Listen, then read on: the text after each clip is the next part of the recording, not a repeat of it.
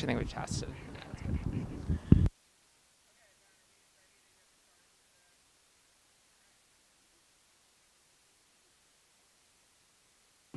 Alrighty, thank everybody for coming today. We are going to get started, and our first speaker is going to be Amaranthia Torres.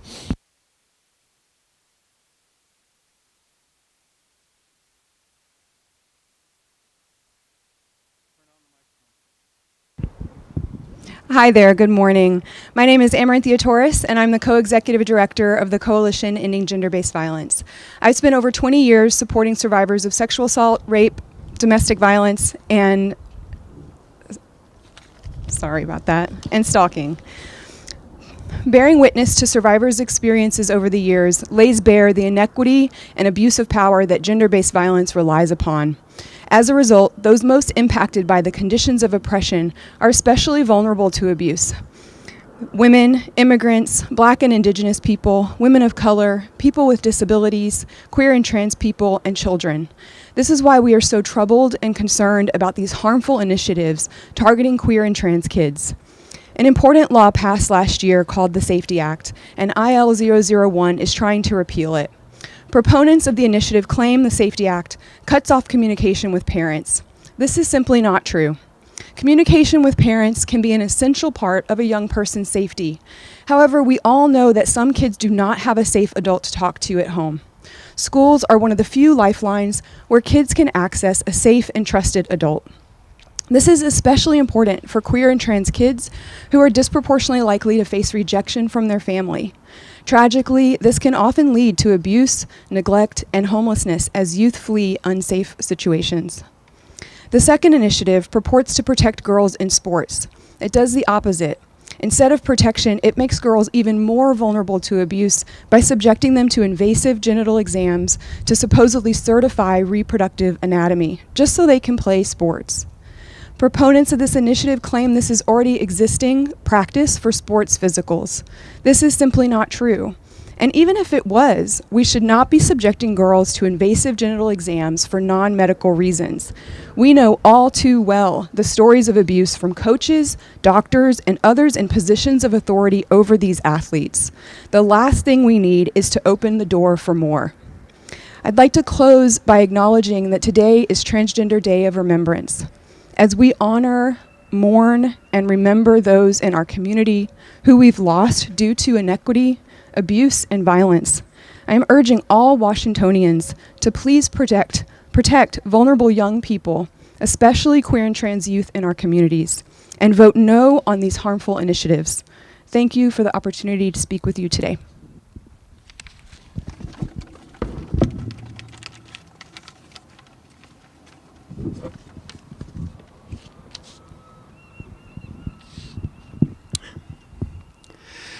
What would you have done if your parents kicked you out of the house?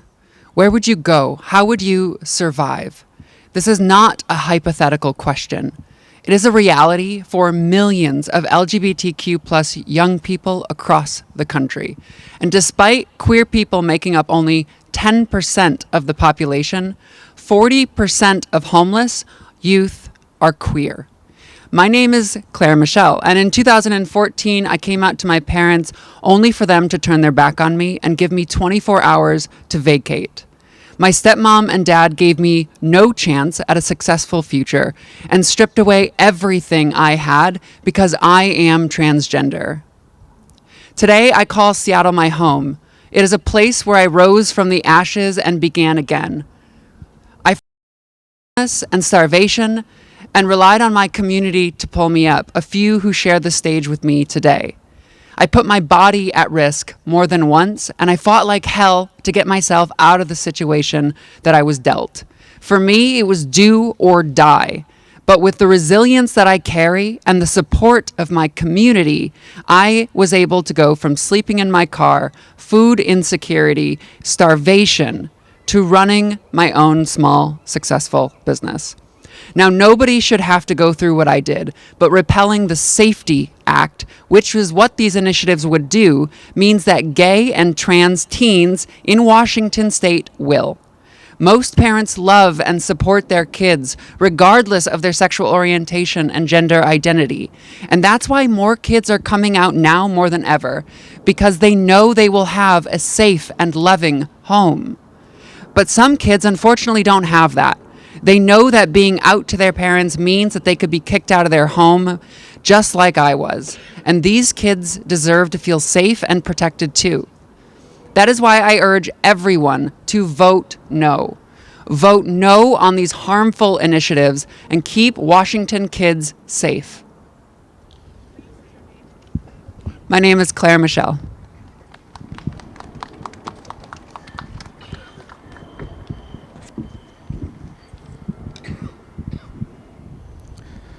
Buenos dias. My name is Jorge Torres.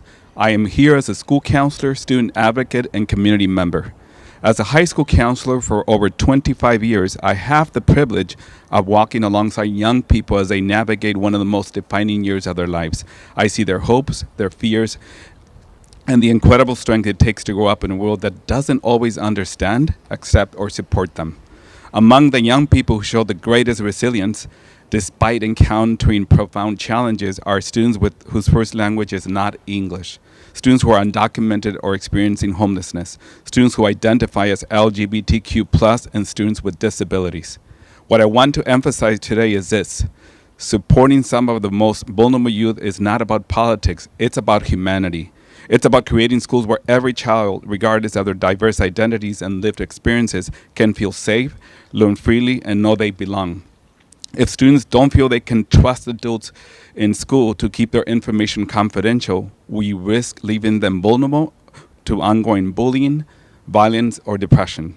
The American School Counselor Association emphasizes that our role as school counselors is to remove barriers that stand in the way of student success and to support every student's academic, career, and social emotional development.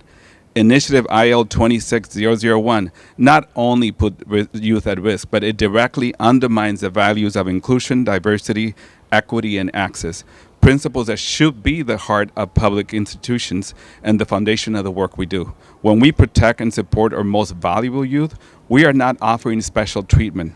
We are ensuring equitable treatment. I have the privilege of witnessing moments that stay with me, moments when students discover their voices, when peers reach out with compassion, and when teachers and staff quietly model what acceptance truly looks like.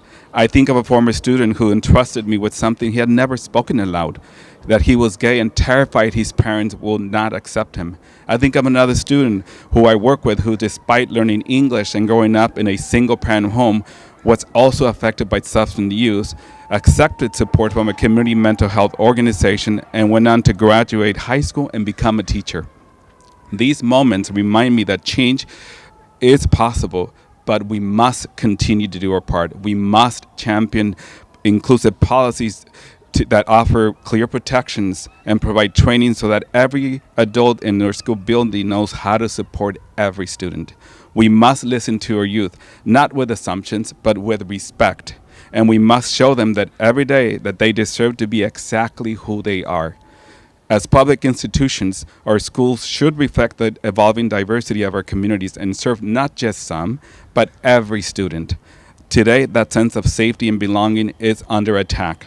This is a call to action. We cannot stand by while our most vulnerable youth face policies and rhetoric that deny their very existence. We must protect them, affirm them, and fight for the right to simply be themselves. Thank you.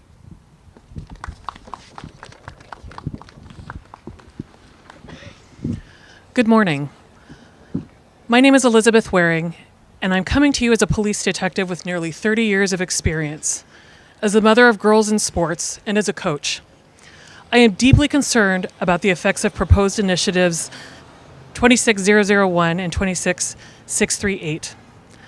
I worked 9 years investigating hate crime and bias incidents, and many other years investigating crimes against children, sexual assault, and domestic violence. These initiatives serve to stigmatize LGBTQ+ children and put them at greater risk of harassment, assault, abuse at home, homelessness, and death by suicide, which LGBTQ+ children experience at higher rates. I know from experience that school is often a safe haven from a difficult or dangerous living situation. Children must be able to confide in safe adults at school and have a place where they can just be themselves. I recall many times teachers and school counselors have been a primary support person for a child at risk.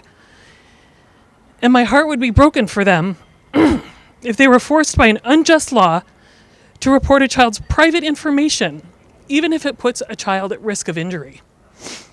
This initiative makes no exceptions for circumstances where there's a history of abuse in the family. This is something I know very well.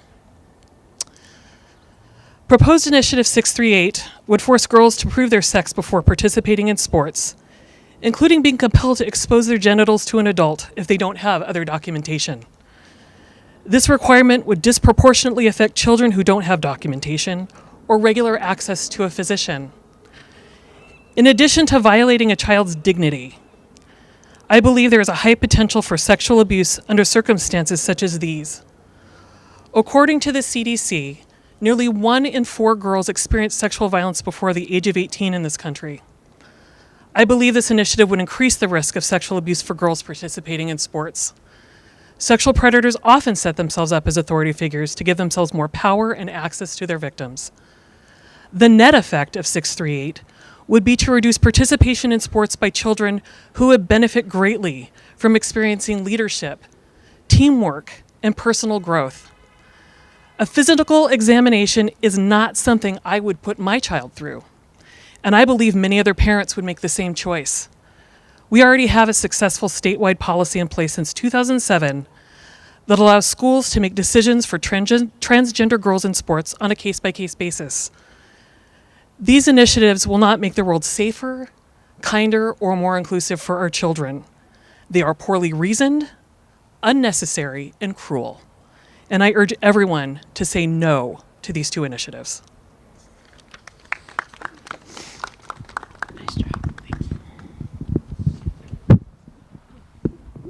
Hi, I'm Karma Clark. I'm a retired detective with over 26 years experience at the Seattle Police Department, and I'm currently the Director of Security for Pro-Women Sports Association, Pro-Women Sports team. I am speaking on behalf of myself today.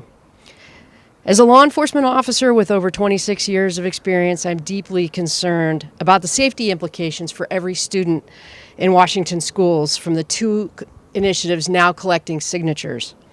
Unfortunately, under the guise of making students safer, these 2 initiatives will create more chances for predators to isolate and emotionally and physically abuse vulnerable kids.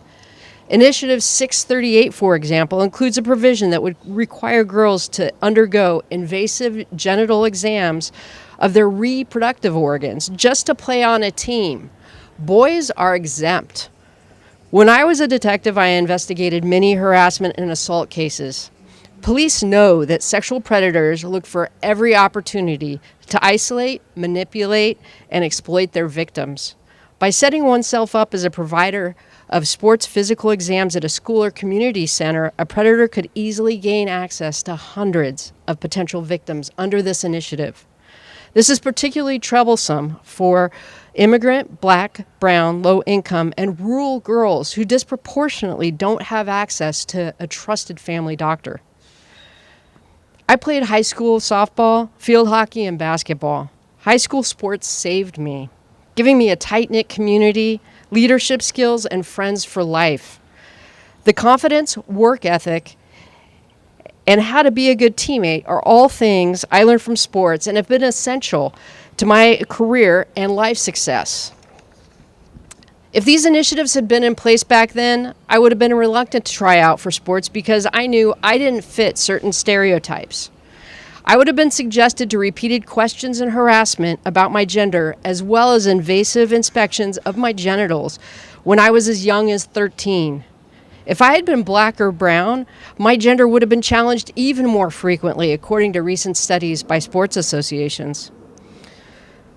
The repeal of the Safety Act, Initiative 001, also prioritizes abusers over victims, making it harder to report abuse, and forcing school counselors and teachers to out LGBTQ students to unsupportive families. This puts vulnerable kids at greater risk of abuse, mental health issues, and even homelessness. This is not a scare tactic or some random factoid. This is personal to me, as I have friends who were kicked out of their homes when they were way too young because they were outed to their parents. I worked as a patrol officer on the streets of Seattle for many years, and I encountered hundreds of homeless youth who were gay or transgender. In fact, more than half of queer homeless youth report abuse at home, and 1 in 3 homeless youth on our streets are LGBTQ+. This issue hits particularly hard for me. I'm a lesbian who has never fit society's standard for girls and women. In fact, my career as an MP with the U.S. Army in Germany was abruptly cut short in 1990 because I was outed by someone else, disrupting my life for years and causing real harm. I urge everyone to oppose these dangerous initiatives.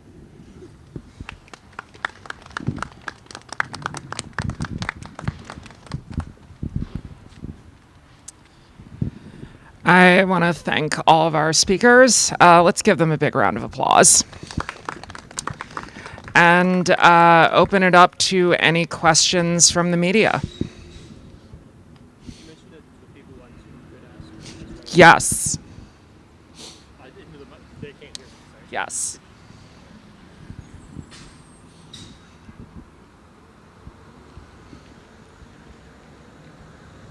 Any questions from our folks on Zoom?